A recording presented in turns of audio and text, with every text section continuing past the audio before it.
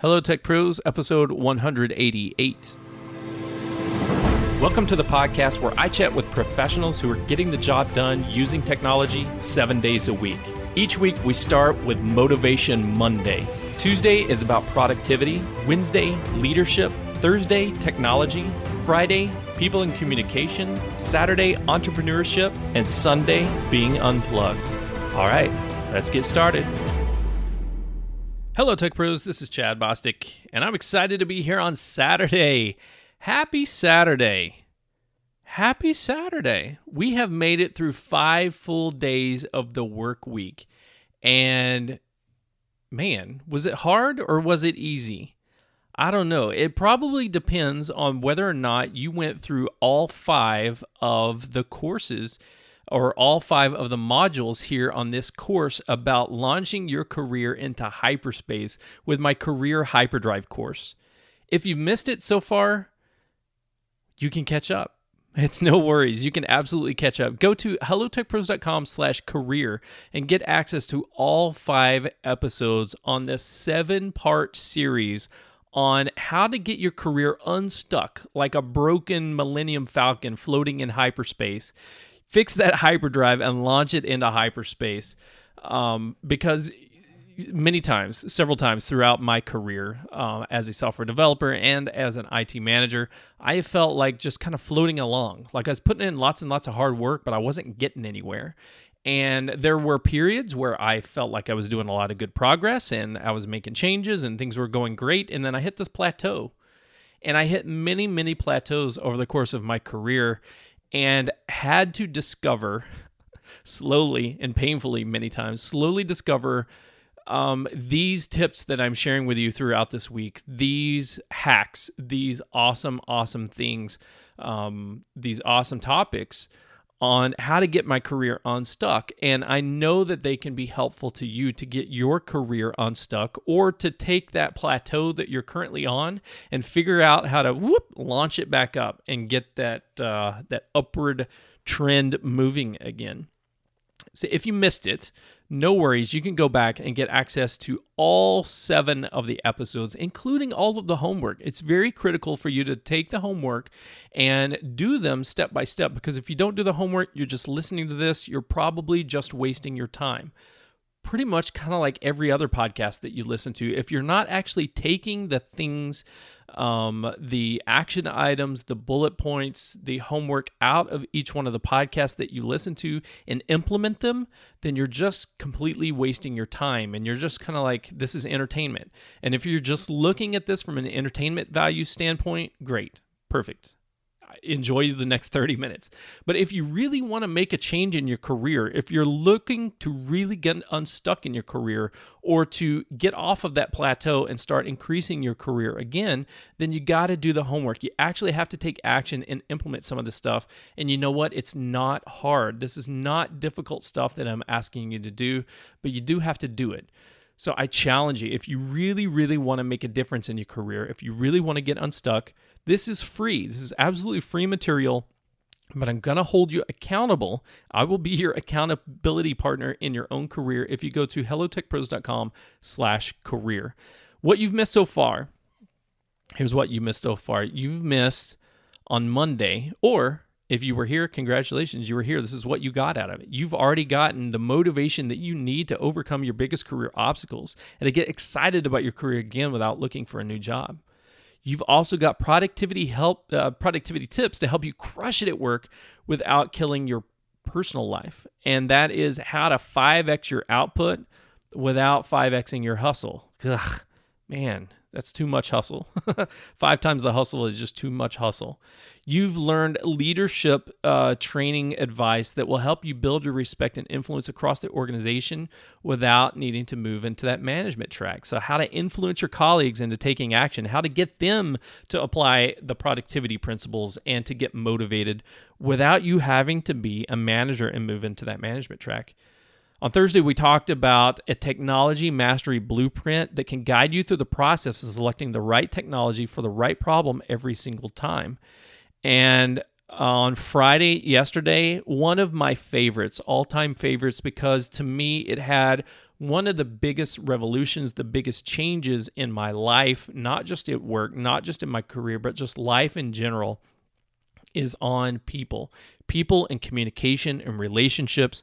And so yesterday we talked about, first of all, just how critical that aspect is to your career. It's not what you know, it's who you know. And if you're not developing the who you know, then it doesn't matter how much you develop the what you know. The what you know is like a baseline, and the who you know is a multiplier. So if you know 10 things or 20 things or 100 things, that's great. Then if you have that many skills, then that's great. That's your value, is that 1 or 10 or 100. But if you start building connections with one person or 10 people or 100 people, then that multiplies all of your knowledgeable things, all the things you know, all of the skill sets that you have, all the technical things that you can do. It multiplies that. So if you know 2 things, but you know 100 people, guess what? You now know 200 people, or you have the value of 200. Does that make any sense? I'm not a math major, so I suck at math. Anyway, yesterday's episode was absolutely critical because I taught you how to break into the elite inner circles at work. So the cliques, the little niches, the little power plays, the little groups of A-team squads, how to break into those inner circles without looking like a total dirtbag.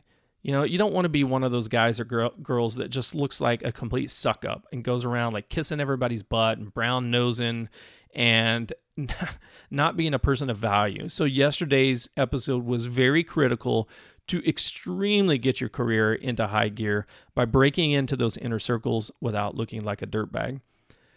Today, man, I'm so excited about today's episode because I've got a story to tell you, and that was it was a story about how I quit my job. Now, let me have a little disclaimer here. This is kind of a secret. So I want this knowledge that I'm about to give you to be put in the hands of good and not in the hands of bad, right? So with great power comes great responsibility. So I'm going to give you some information that is extremely powerful, but you have to use it for the forces of good.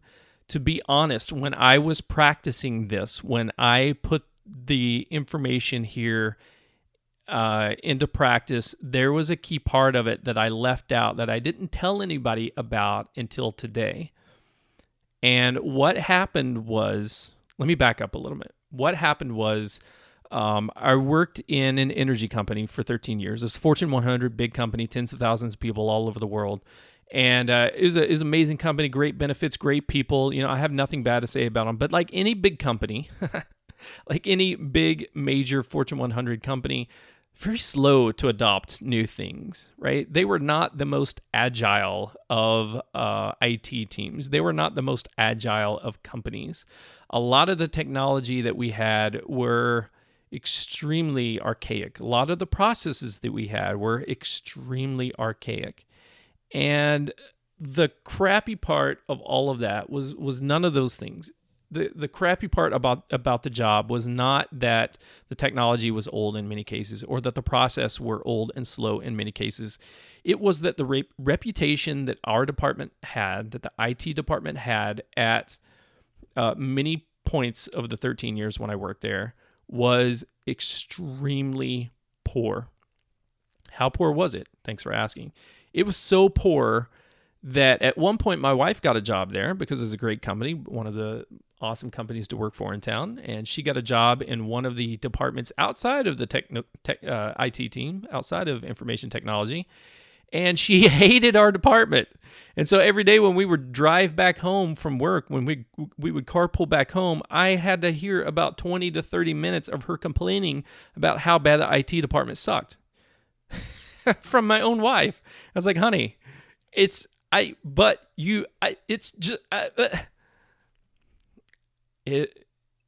was the truth. It sucked. We had a really, really bad reputation. And I struggled with the fact that me as an individual, I was trying really, really hard to do a great job. But at the end of the day, sometimes it felt like, you know what? It didn't matter it didn't matter how hard that I tried. Yeah, I might be getting a raise. Yeah, I might be getting a promotion. Yeah, my individual career might be doing really well, but I feel like crap because my customers hate our department. They want to outsource us and go find something else. They want to get rid of us and just DIY it, just do it all themselves. And so I was struggling for years in this department with, man, I wish that we could have a great reputation. I want our, not just me, not just Chad, but I want our whole department to be known as great customer service. I want us to be known as really intelligent people that can solve problems. But unfortunately, and it wasn't just my wife, that was a great example because I heard from it every single day.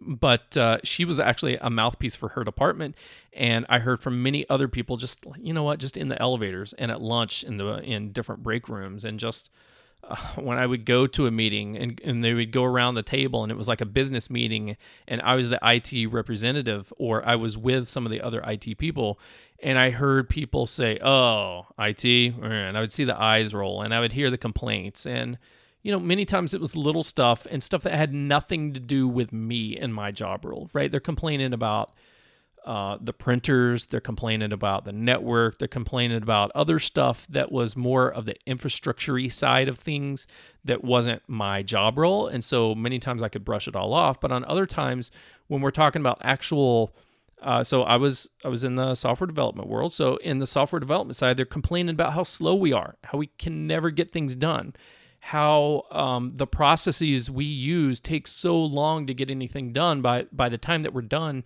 like the business has literally shifted and changed and gone a different direction. And now we've spent literally multiple years and millions of dollars implementing something that they don't want, that they don't care about.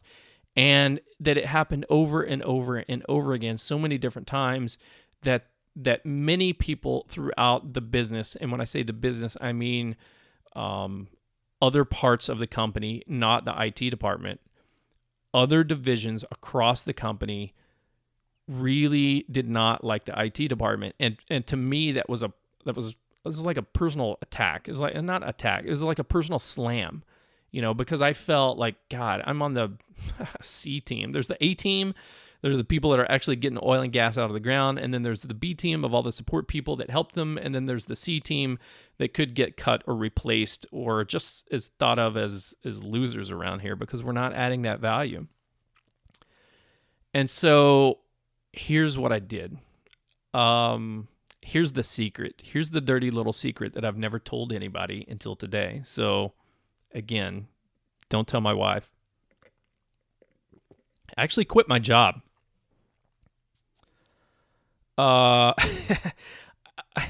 It's weird to say this, but I quit my job as an IT person, but I didn't tell my boss and I didn't tell HR. I didn't submit a piece of paper that said I formally resigned. And I sure as heck didn't tell my wife because she would have freaked out going, what are you doing? Don't. Whatever you're about to do, don't do it because it sounds scary and we're going to lose our income and we're going to lose the benefits and so forth. And it doesn't matter how bad it sucks up there. You can still do it. Just stick with it. And, but yeah, I quit my job. And what I mean by that is I made a decision one day that there were a lot of business folks out there that were asking for things that we didn't normally do, that the IT department didn't really do, but that other companies did. So as I'm reading blogs, as I'm watching YouTube videos, as I'm going to conferences, I'm hearing lots of stuff about agile methodology and big data and mobile computing, mobile first design, UX. And I've got other people in my department, in the IT department, some of the people that worked directly with me, other people that were in other departments that had great ideas about how to solve really important business problems. But the problem was, I felt at the time I was actually a manager, a dev manager when I made this decision and started working in this manner. I felt that from the IT perspective, like putting my hat on as an IT manager, that I was one of the persons that had to be accountable for holding the processes together and to doing the things that needed to be done, meaning the things that all the bosses said and the things that all the, like the PMO office said that we're going to do, and all the, I don't know, business development office said that we're going to do, and just everybody, all the processes that have to work, right? That we have to follow the rules. And my job as a manager was to enforce the rules. And then I had this epiphany, and I had this kind of internal Jerry Maguire moment. I didn't quit, and I didn't try to steal all the customers, and I didn't try to take the fish with me. But what I did was I decided, you know what? I'm not here to work for the IT department. They're not the people that employ me. They're not the people who were trying to really help. Like me trying to help the IT department run their normal stuff is not the best interest for the company. What I need to start doing is putting on my energy hat, putting on my business hat, start to think like I'm an actual business person in this company, meaning I work for the drilling department, or I work for the engineering department, or I work for the finance and accounting departments, or I work for HR, or I work for whatever, just any of the other departments. I'm not an IT person anymore. I am one of our business customers, and I take direction from them. And so so first there was that mindset shift that I had, this aha moment and this turn it around of what I needed to do, or how I needed to think, and what the priorities needed to be. And it wasn't keep the lights on. It wasn't be a cost center. It wasn't what can we do to lower the price of toner for the printer cartridges, right? It was really, okay, what can I do as a value-added individual in this company to really like help drive the revenue of this company, or really save massive amounts of money, or really help our decision makers make quality decisions faster? What can I do to help that? The problem is even though I was there for 13 years, I really had very, very little industry experience of actually knowing how the energy business worked, how the oil and gas business worked. And because I was so stuck on the IT things, right? I was so stuck on our SDLC, and so stuck on our just the code that we were writing, and the apps that we were supporting, and all that kind of stuff, but not really understanding and knowing and really, really thinking about our customers, meaning our other employees internally in the organization, and what they needed and what their thoughts were. It was just like, okay, another bug, another enhancement, another this, another that, another project, another work, another day, but not how do I help this company actually do better? So I know some of it sounds like kind of like an Office Space moment. You know, that moment where they put the banner up on the wall in that movie, The Office Space, and it says, what can I do? Ask yourself, what can I do to help the company? But really, that's what it came down to, is if I wanted to help turn around the reputation of our department, or at least my group within the department, that I had to stop thinking about and worrying about, like, how do I marginally improve the old process that we've had for the last 10 years. And it was, no, how do we actually solve the real critical problems that the business is struggling with? And first of all, what are those critical business problems that they're struggling with that we're not talking about in our staff meetings? We're talking about IT things. We're talking about just so many different IT things, the servers, the services, the information as a service, platform as a service, database as a service. We're talking about, optimizing the Oracle databases. We're talking about, the search engine. We're freaking talking about SharePoint so many times about how to upgrade it, how to do that thing. And it was like crap. Nobody cared about any of that stuff. What they cared about were other things. And so I realized through this that we really needed to start an innovation revolution at work. but I wanted to do so without getting fired. So how I did it without getting fired was, first of all, I didn't tell anybody that I was doing this. I kind of did it on the side. I did it on the sly, and I was a little bit sneaky about it. Afterwards, when we started making progress and we started getting a lot of accolades and getting a lot of respect, then I understood that this wasn't going to get me fired. So I didn't need to be secretive about what I was doing, but it's still probably a bad idea to tell people that, I quit my day job, I quit my IT job, and now I'm thinking like a business person. Okay, so that's the big story. In just a moment, I'll give you the step-by-step directions on what you need to do to start an innovation revolution at work without getting fired. But first, we'll take a quick break and thank our sponsors. This episode of Hello Tech Pros is sponsored by Minio Cloud Storage. Minio is a cloud object storage server for developers and DevOps written in Go. The Go programming language is the emerging language of choice for modern cloud infrastructure projects, and it allows Minio to be highly concurrent and lightweight. Minio is Amazon S3 compatible, built with microstorage architecture in mind, but at its heart, Minio is simple, scalable, and supported by a passionate developer and user community. In episode 89 of Hello Tech Pros, I talked with A.B. Periasamy, one of the founders of Minio, about the importance of community support and recruiting software developers who are as passionate about their product's code as artists are of their art. Check out that episode at hellotechpros.com/89 and check out Minio Cloud Storage at minio.io. That's minio.io. Are you new to podcasting? Are you looking for a fast, high-quality, yet budget-friendly podcast production team? Let TransSource Media take care of you. With a team of professional audio and video editors, writers, and graphic artists, they can help you build your podcast from planning, post-production, and platform submission. Using only cutting-edge software and studio equipment, they're here to make each and every show sound at its best. To get a free quote, please visit www.transsourcemedia.com or send them an email at marketing@transsourcemedia.com or call them at 209-505-5693. TransSource Media, transforming businesses through the power of multimedia. Okay, we're back on Entrepreneurship Saturday talking about career development, and specifically, why are we talking about career development on a Saturday? Well, it's because sometimes we need to do our tactical things, our day-to-day things throughout the week. And then on the weekend, sometimes it's a great time to reflect and to plan and to come up with the big ideas of how we're going to move something forward.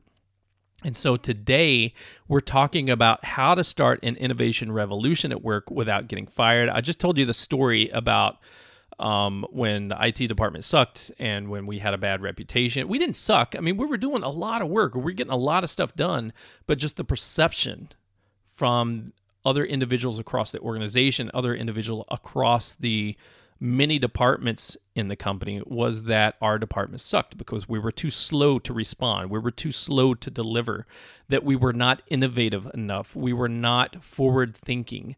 Like the technology solutions that we were providing were the old stodgy stuff. And meanwhile, the technology advances in our homes and in our lives with iPhones and everything else,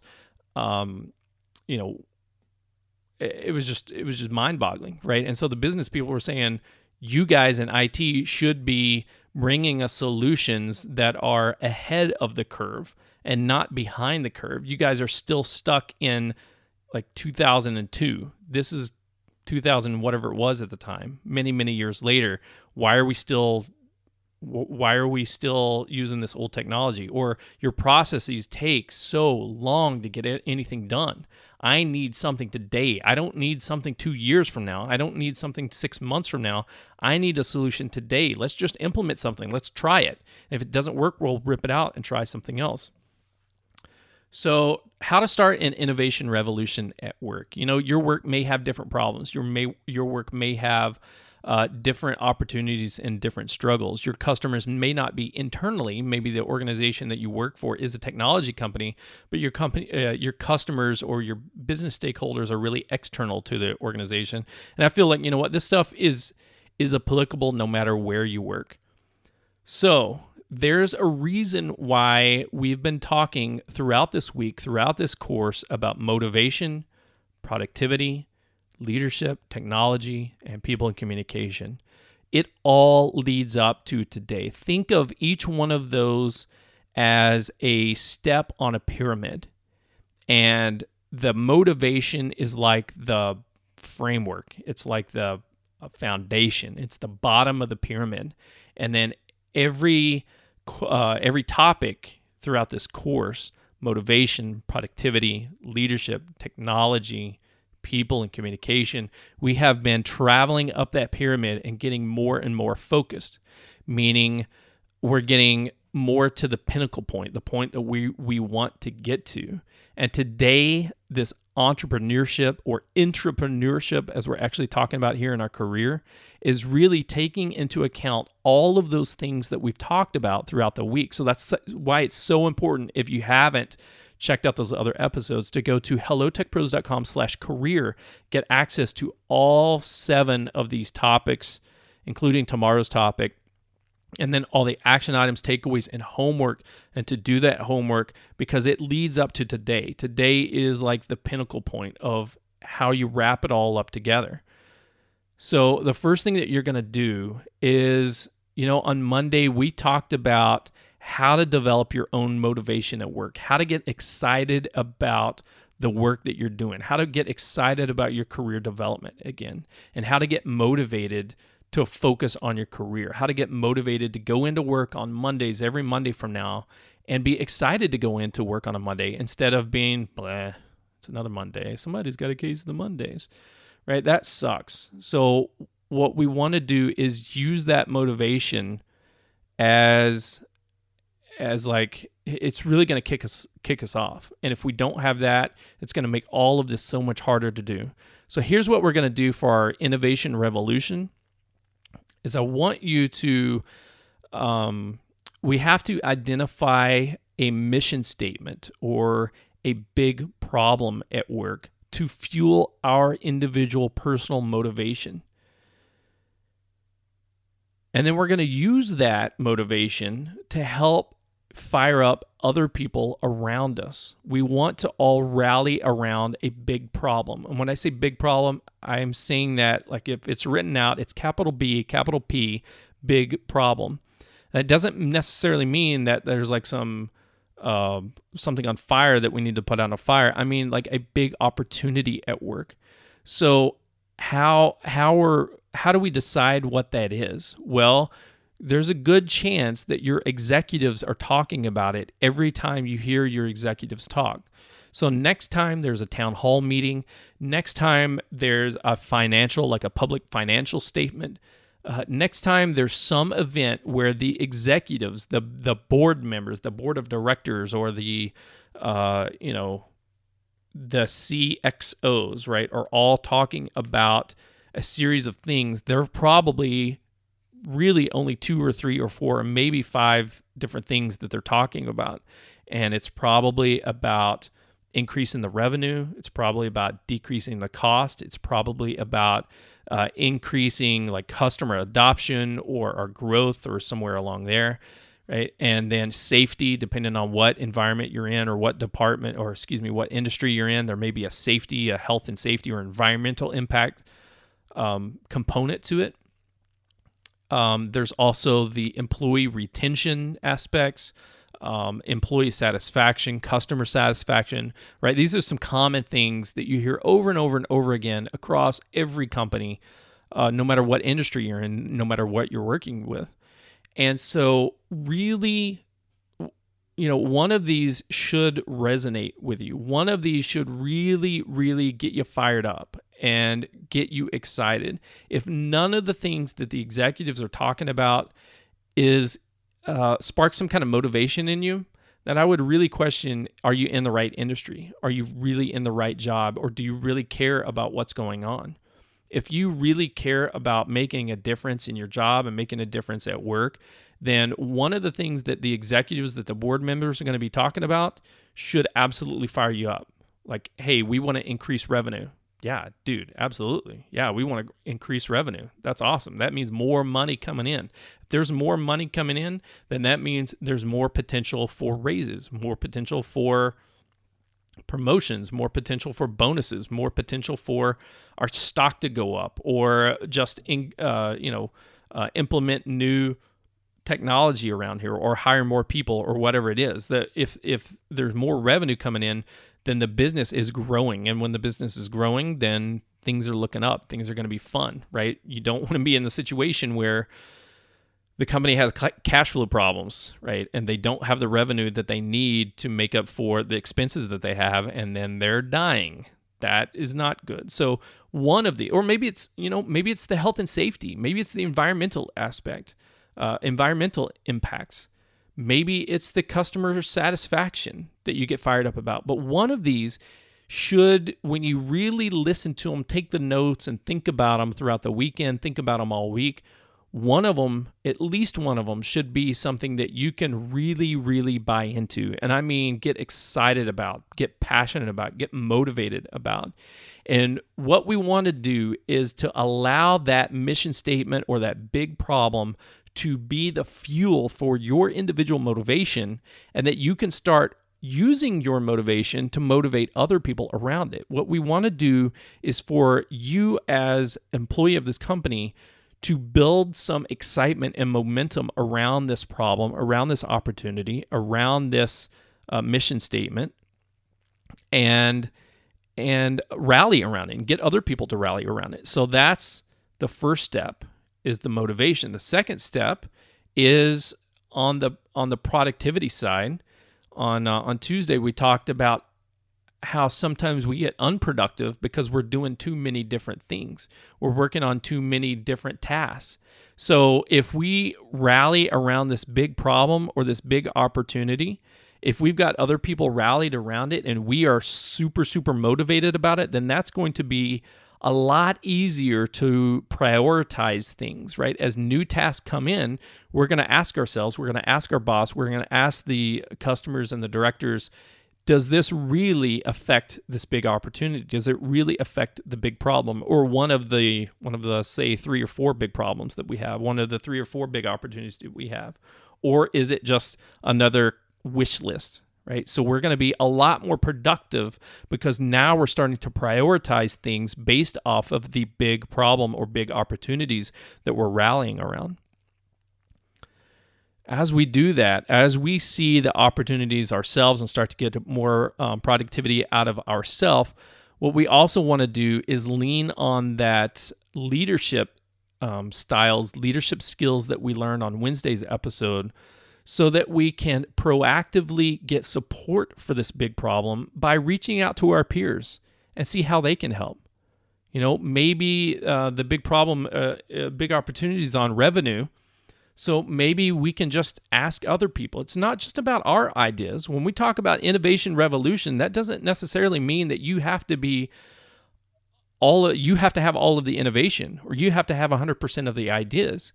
We want to start a revolution which is constantly revolving, constantly turning, and we may be turning the wheel a little bit, but we need a lot of people's input. We need a lot of people's ideas to keep the thing spinning and to keep it cranking, to keep it turning. And that means that we are just like one spoke on the wheel, but we need other people's ideas. We need other people's solutions out there that we can rally around. And so we want to be open-minded, we want to be encouraging, and we want to be collaborative. And then we have to proactively reach out to other people and get their support and get them motivated and get them productive. And let's get everybody that we can aligned on this common problem, this common situation that we're working on, right? This common opportunity that we're working on. And then we solicit ideas from the community. We solicit ideas as a leader. Again, you don't have to be a manager to be a leader, but as a leader, you're soliciting ideas from the other people in the organization, from your peers, from your managers, from other people outside of your department, from your customers, from whomever, anybody that you can talk to. You're basically building a community around this big problem. That's what the leader is doing. That's what you as the leader are doing. Not necessarily a manager that's responsible for hiring and firing and budget, but as a leader, you are building a community of thought leaders who are thinking and talking and acting on solving this problem. The fourth thing that we want to do after we have got motivated, after we started being productive, and by not working on the things that they're going to take away from this big problem, and that we've created this community around the big problem, is we're not going to marry ourselves to a potentially awesome solution. We're not going to marry ourselves to our idea on how to fix it or how to solve it. We're not going to marry ourselves to a potential technology or a potential process that we need to implement, right? What we want to do is to really marry ourselves. And when I say that, I mean like get in the mindset of this is the priority. This is the focus. It's not, oh, Hadoop's going to solve the problem, so we got to implement Hadoop. Maybe that's one issue. Maybe it's like, okay, well, we need some data and analytics. That's going to help us. But that's not the end all goal. Like Hadoop is not going to, in and of itself, increase your revenue or increase customer engagement, right? It's just a tool to use to affect other things, right? So what are all of the tools? What are all the potential solutions that we can come up with as a group, as a team?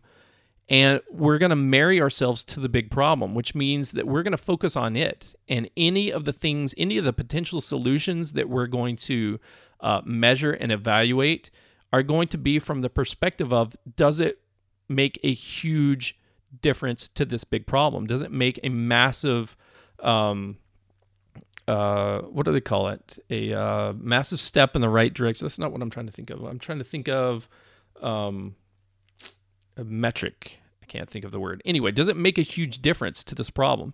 Does it really make a big difference to this problem? Or is it just kind of like a little bonus, a little nice to have, right?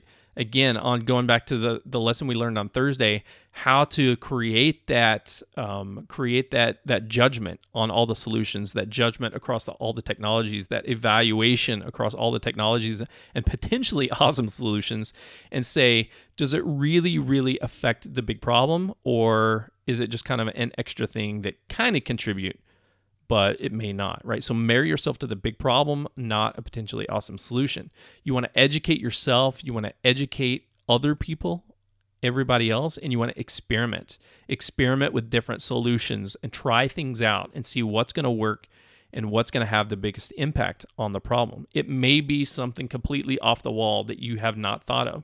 It may be something that has nothing to do with technology.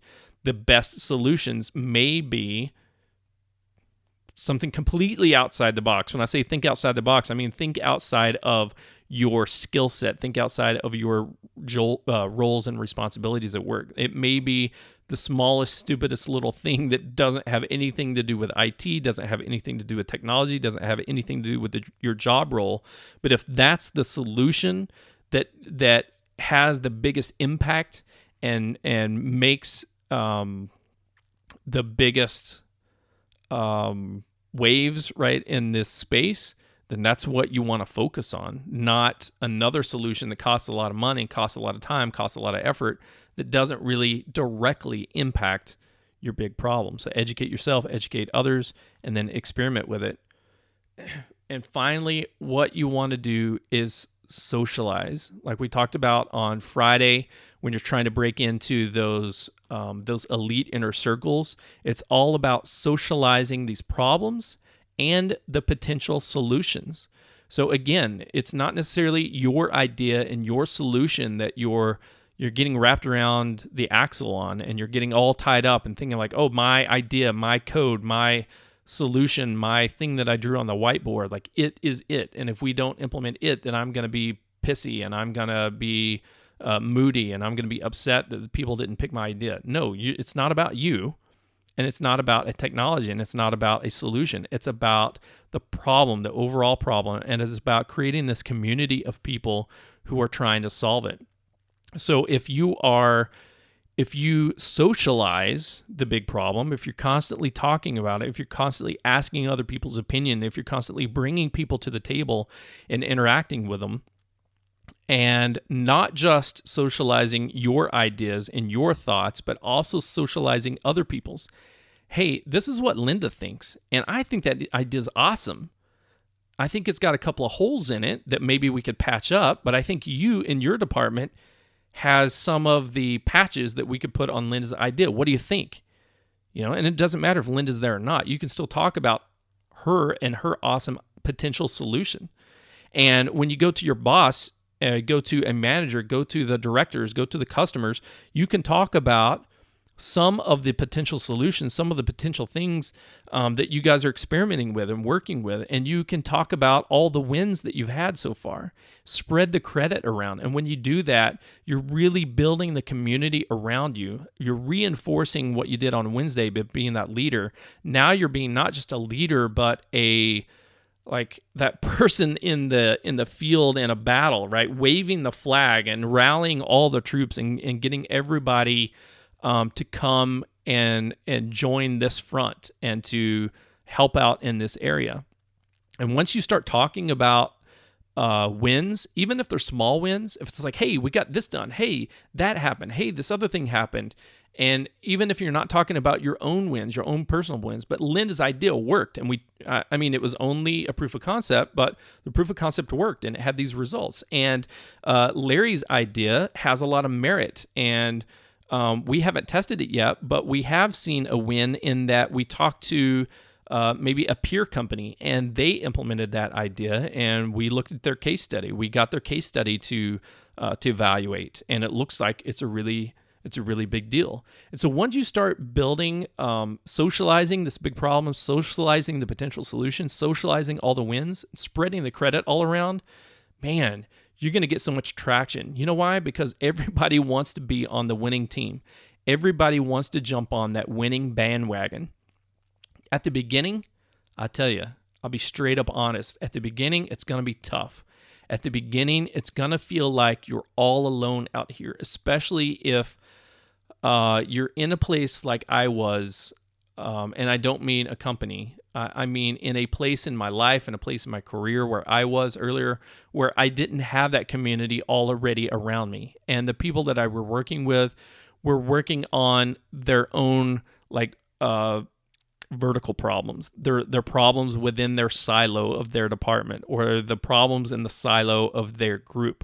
And none of us were, and I put myself into all of us. It wasn't just the IT problem. It was all of our individual problems. We weren't focused on the big picture, main big benefit problems to the company. We were focused on our little siloed problems about, hey, we're trying to upgrade from VSS to TFS, right? We're trying to upgrade from Windows XP to Windows 7, right? We're trying to upgrade from whatever. We're trying to make an enhancement on this this technology that was implemented 20 years ago, and we have absolutely no idea how it works, and the people who implemented it retired, and now we've taken it over. We're trying to implement SAP. We're trying to implement all of these things from a technology standpoint, but if we're not really working with the business on what are the actual business problems, the biggest business problems, and wrapping everybody around a single problem, then you're not doing anybody any good. So here's what happened to my career when that happened.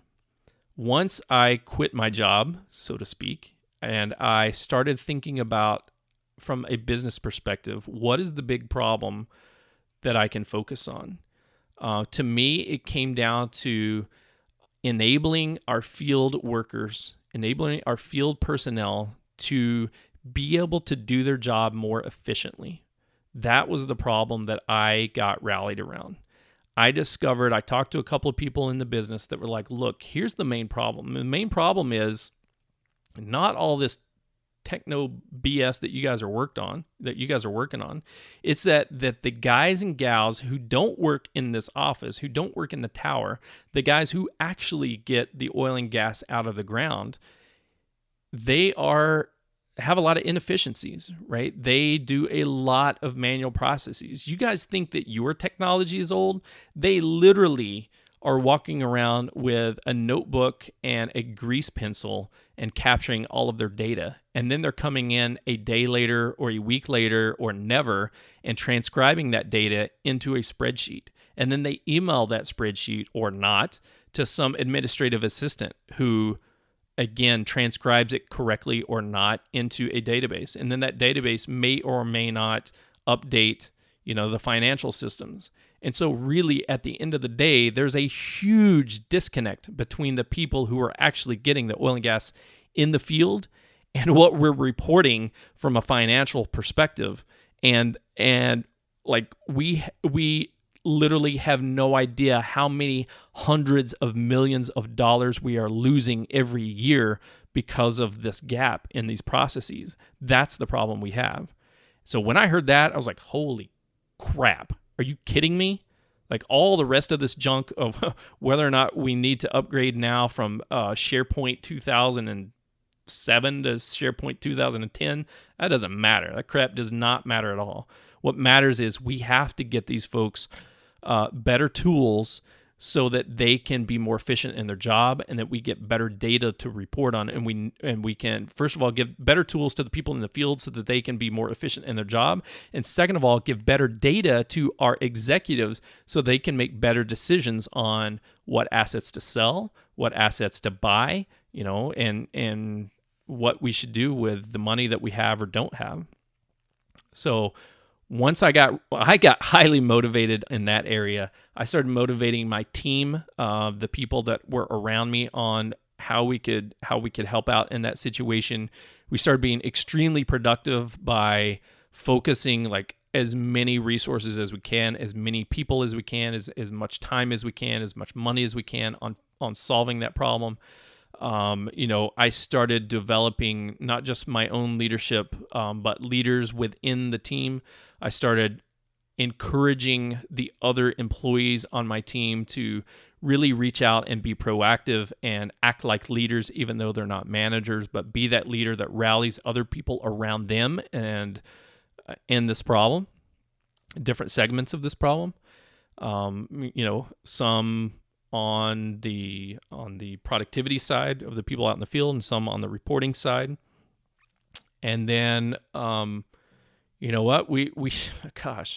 once we start doing that, once we start creating a culture inside the department of a small team of about 6 to 10 people that were focused, really, really focused on helping the business come up with solutions and solve this, then in a matter of 2 months, we had some proof of concepts that blew people's mind, that literally like, oh my God, we didn't know that this was possible. Or if it was possible, we thought this kind of stuff would take years to develop.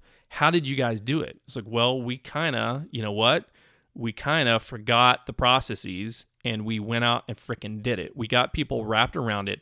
We showed what the benefit to the company was going to be.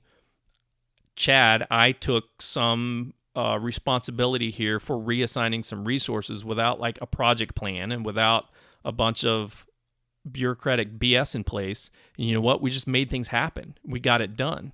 And now, look at the success. And so once the business people start saying, we need to do more of this proof of concept is what we need to focus on, what we need to rally around. Once they publicly started saying that, then it was like the door is wide open. Whatever budget my team needs, my team gets. Whatever ideas that my inner circle comes up with, that's what gets implemented. And all of a sudden the bandwagon got so full, like the wheels were creaking and moaning.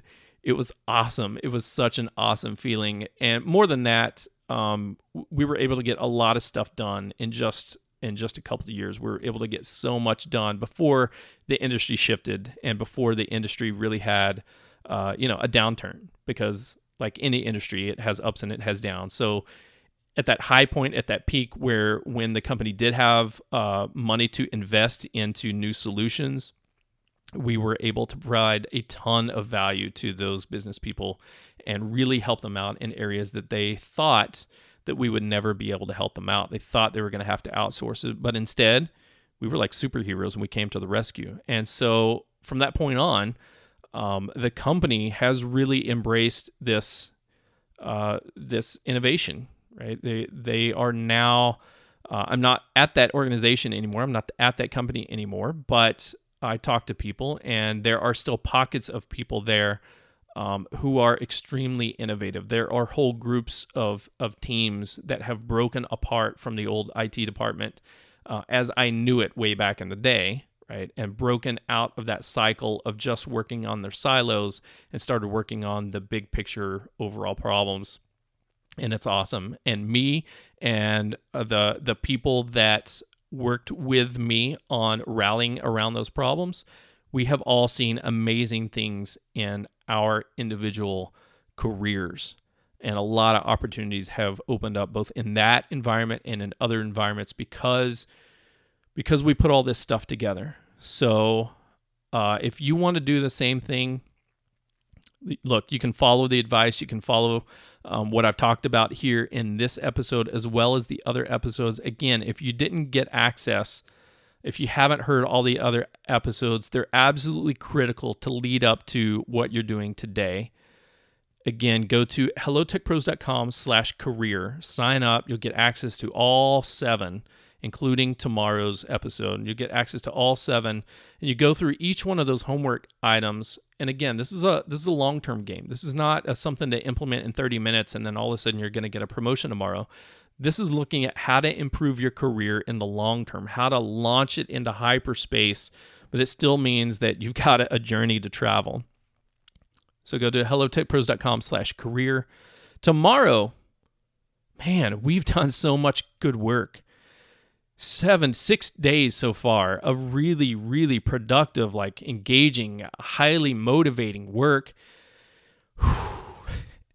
It's exhausting, isn't it? Man, working at this level, at this pace, can be absolutely exhausting. So tomorrow, we're going to talk about how to avoid job burnout without killing your career. Now, many times in my career when I'm either at a plateau or I'm trying to get off of that plateau and make it go up, I have gotten burned out many, many times. And there were a few times I thought that it was going to kill my career. I was really, really close to kind of throwing in the towel and giving up and moving on into something, hey, I'm going into construction. I'm going into lawn care. Not that those are bad, they're just not me, but you know what, I got to do something different to get out of here. And so that burnout had almost killed my career multiple times, and I know many other people, unfortunately, that the burnout has killed their careers. So tomorrow we're going to talk about how to avoid that job burnout without killing your career. Again, don't miss it. Don't miss the homework for today. Don't miss the homework for tomorrow. Don't miss tomorrow's episode. Go to hellotechpros.com/career. And until next time, take care. The show notes page for this episode can be found at hellotechpros.com/188. Do you use Slack for team communication? Join the Hello Tech Pros Slack channel at hellotechpros.com/Slack.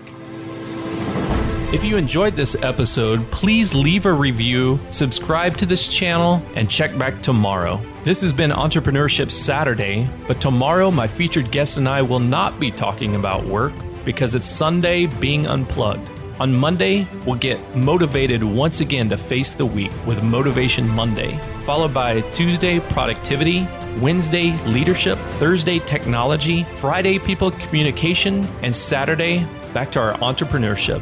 And I'll talk to you tomorrow.